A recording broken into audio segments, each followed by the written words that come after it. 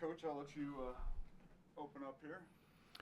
Yeah, kind of a tough place right now. We just had a team meeting, and we had Chief of Police, Chief Wilson from Blacksburg Police Department came and spoke to the team about April 16th, 2007. His, obviously he was there that day, and kind of told the story through his eyes. Just talked with the team about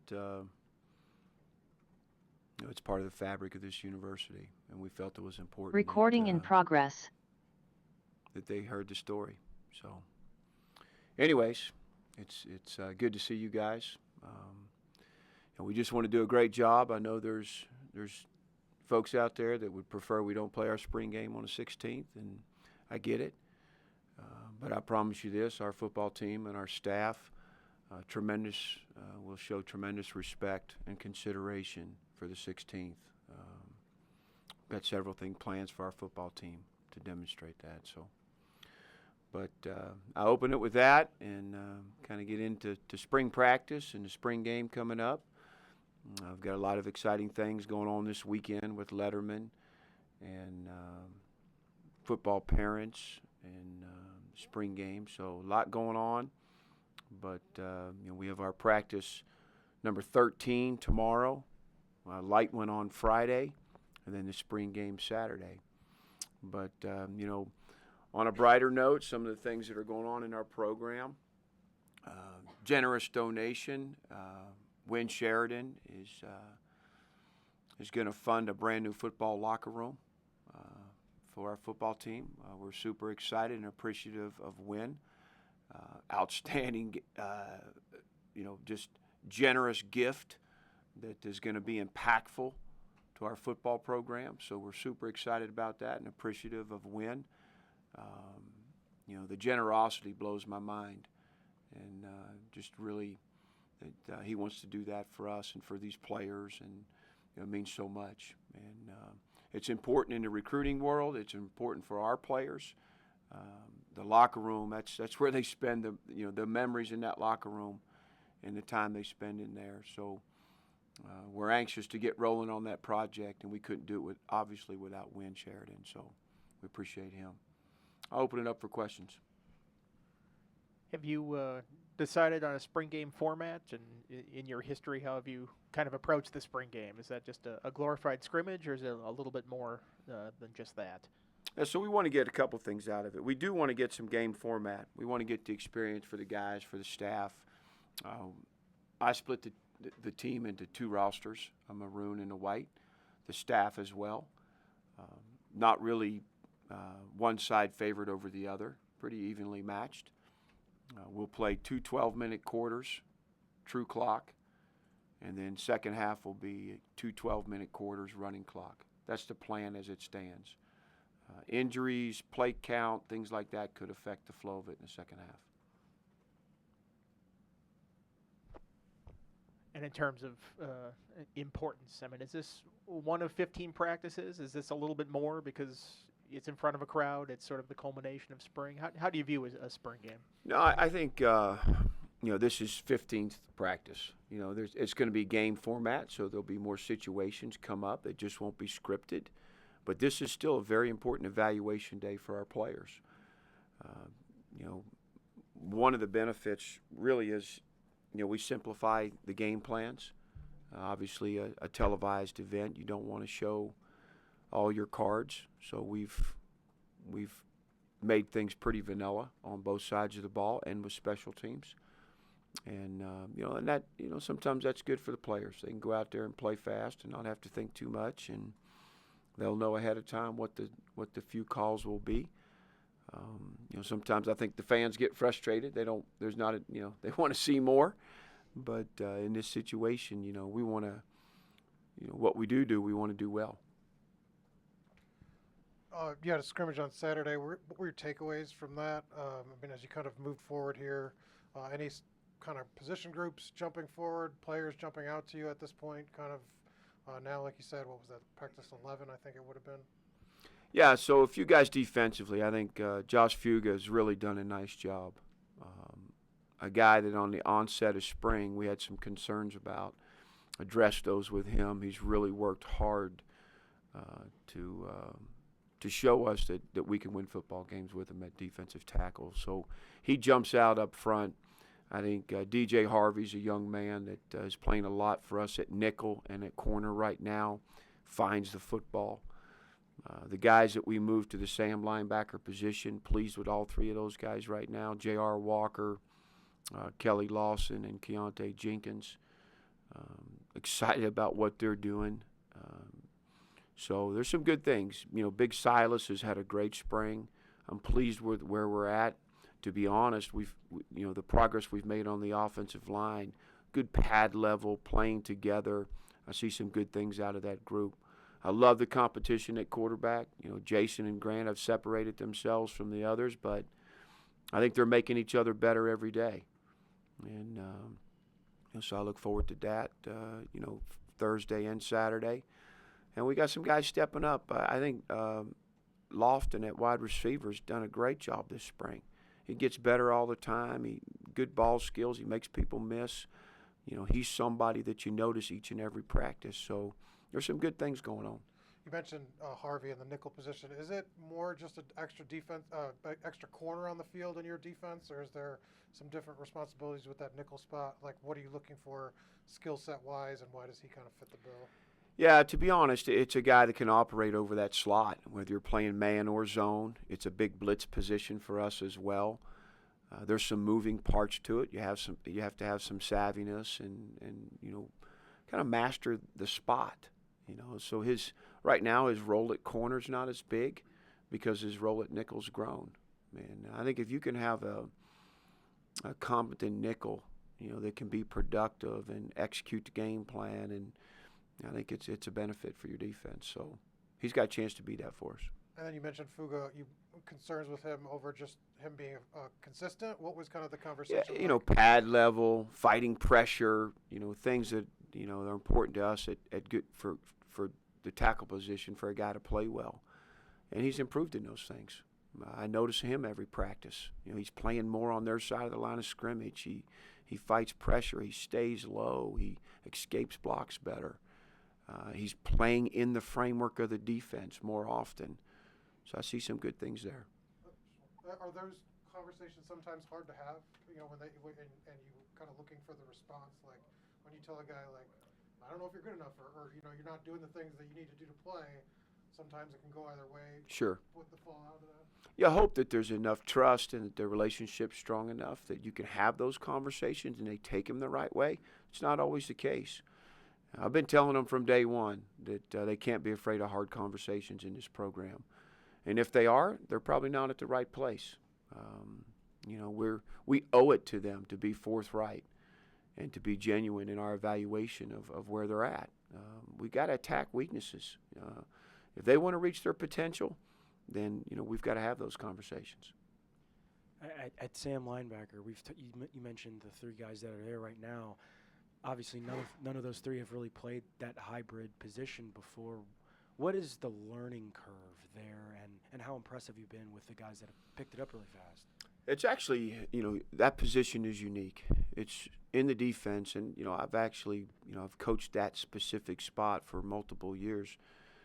There's less to know mentally, but it's more challenging physically. You're out in all that big space. We asked that guy to do a lot from an athletic standpoint. There's less adjustments. So for a lot of guys changing positions, they can pick that one up pretty quick. From an athletic standpoint, those guys had a good skill set for the position, coming from wide receiver, coming from safety. They had some of the qualities that are necessary at that spot. What you look for is, can they adapt to the linebacker piece of the position when they have to attach to the box? And they're doing a good job with all those things. Coach Quinn's doing a great job coaching those guys. They're getting individual instruction.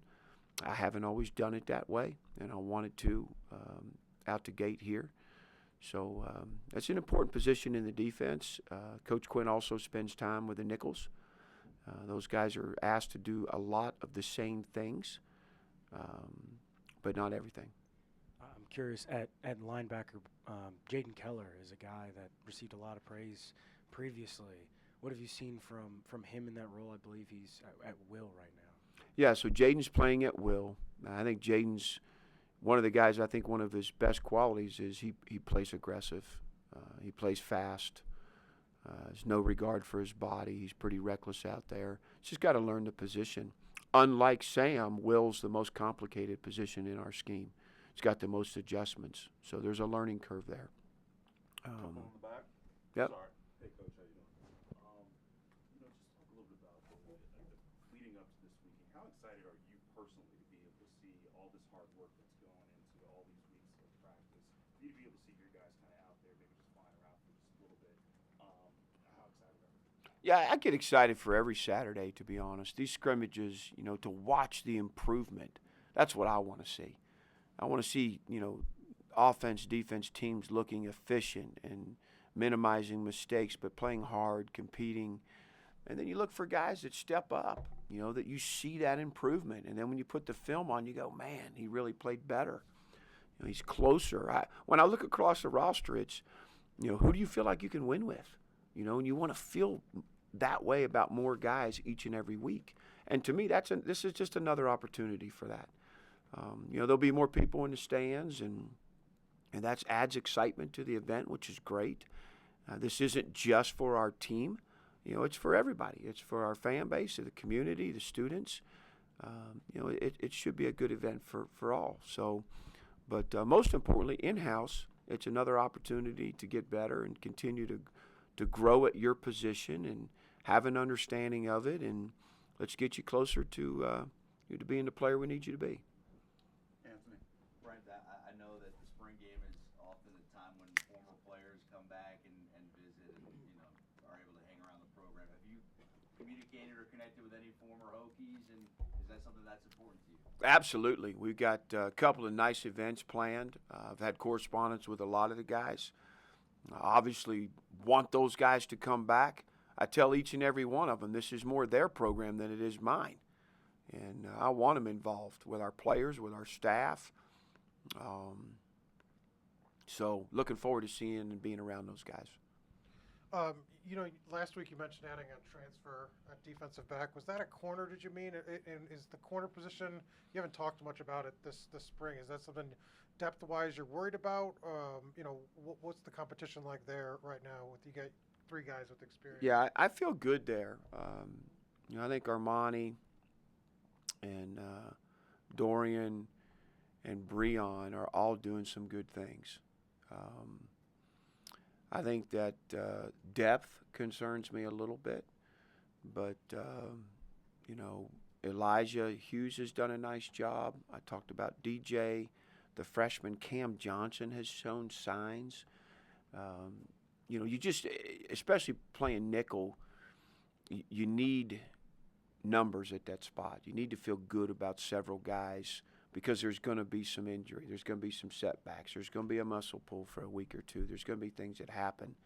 You're going to play that team that's wide open, 10 personnel, where you want to match folks most of the game. So, I'm feeling better. Again, it kind of goes hand in hand. To me, our field safety spot has to have some corner qualities about him. Jamari's done a nice job. I wasn't sure at the onset of spring if he could be the field safety. Had a lot of confidence in him being in the boundary. But he really plays the game fast. He can play in open space. He can play top down on things. And he's got some coverage skills, and he's a very smart football player. Nasir Peoples has done a great job at the boundary spot, making us believers, feeling better and better about him.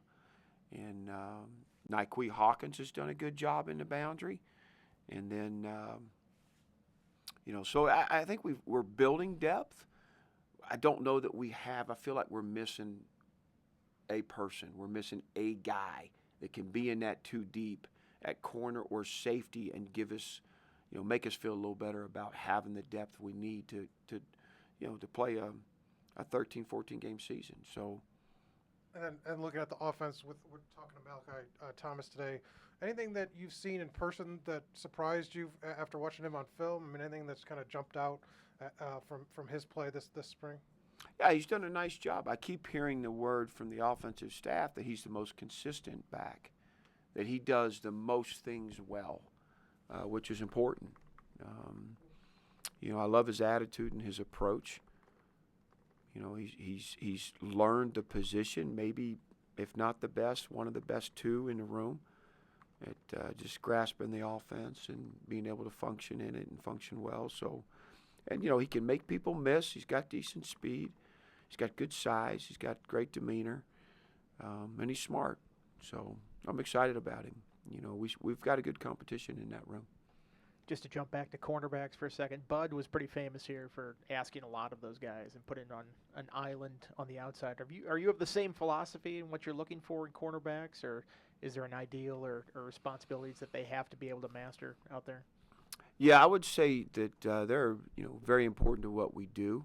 We don't just stick them on an island, and but we're asking them to do a lot. We do a lot of different things defensively, and the corners aren't just cover players. They might add to the box in the run game. We blitz those guys quite a bit. Their zone principles are going to be as important as their man principles. So we've got to have some good play out of our corners. Let's go to Zoom. Mike Barber. Morning, Coach. I had asked you last week about quarterback and sort of the succession planning and how important that is. You mentioned at that point you'd like to name a starter as soon as you can because it helps leadership.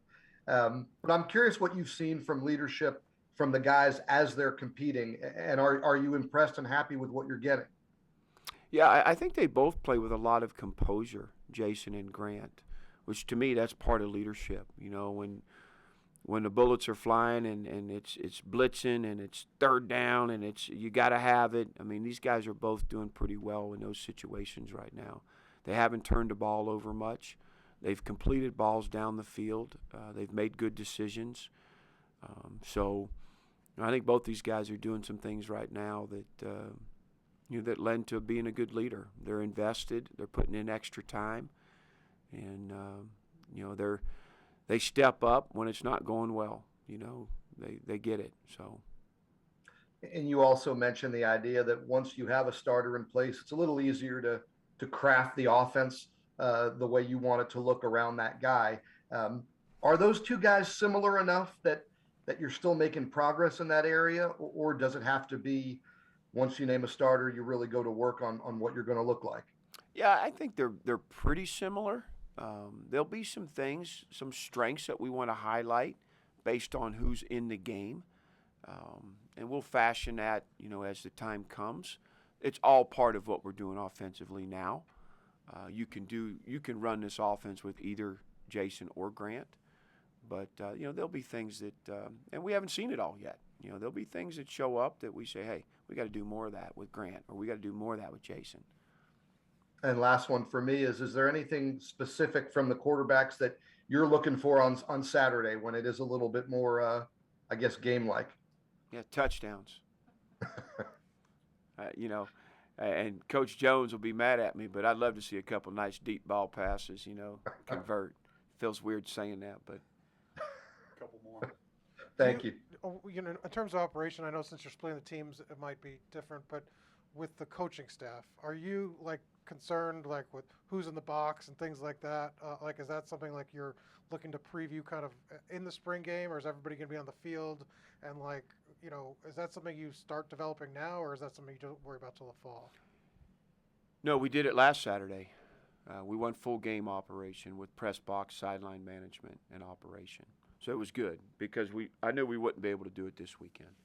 Splitting the team, splitting the staff. Everybody will be on the sideline, all coaches, but they will be on headsets. So they'll be, in part, we'll get what we would get on game day. But last weekend was game operation. You've been the defensive leader. Is there a position that you did you like having the safeties coach up there? What was there a preference, when you did your operations for the defense? It just depended on their experiences, their background, and the chemistry on the staff. Where did we get the most? And it all, I always called it from the sideline, so they'd start it with that. And you want some eyes in the box for the back end. You want some eyes in the box for the front. You want somebody to be able to handle substitutions on the sideline. That's a big part of a game. It doesn't just happen on its own. And, then there's your charting, pass plays, run plays, defensive calls, all those things that go into it. Your hit charts that you want to discuss at the end of the quarter, at the end of the half.